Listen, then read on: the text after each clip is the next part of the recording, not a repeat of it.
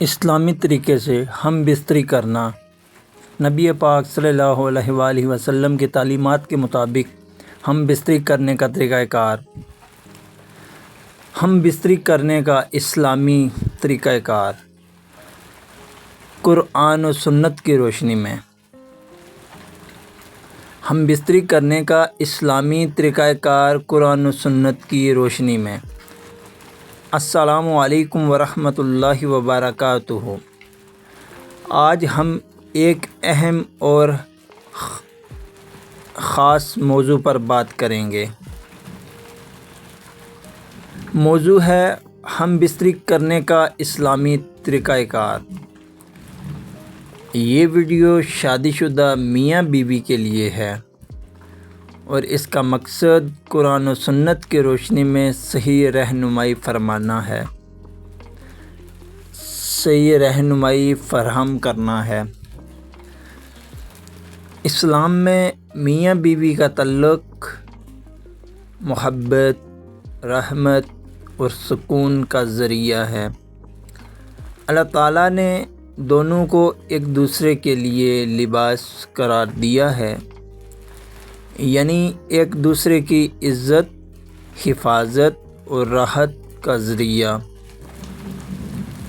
ہم بستری سے پہلے شوہر اور میاں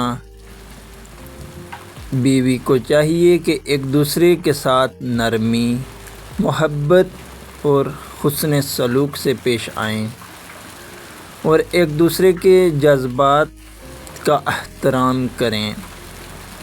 اس سے پہلے یہ دعا پڑھنا سنت ہے: بسم اللہ اللہم جانبنا الشیطان وجانب الشیطان ما رزقتنا۔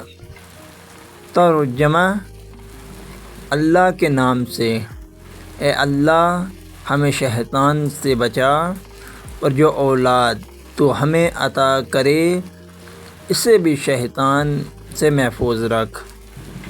اسلام میاں بیوی کو ایک دوسرے کی عزت، حیا اور رضاداری کا احساس خاص خیال رکھنے کی تعلیم دیتا ہے۔ ازواجی تعلق کی نجی باتیں دوسروں کے سامنے بیان کرنا درست نہیں۔ اسی طرح حیض اور نفاس کے دوران ازواجی تعلق قائم کرنا جائز نہیں۔ اگر ہم بستری کے بعد انزال ہو جائے تو غسل فرض ہو جاتا ہے اور نماز، دیگر عبادات سے پہلے غسل کرنا ضروری ہے۔ یاد رکھیں کہ اسلام ازواجی زندگی میں محبت، رحم، پاکیزگی اور ذمہ داری کی تعلیم دیتا ہے۔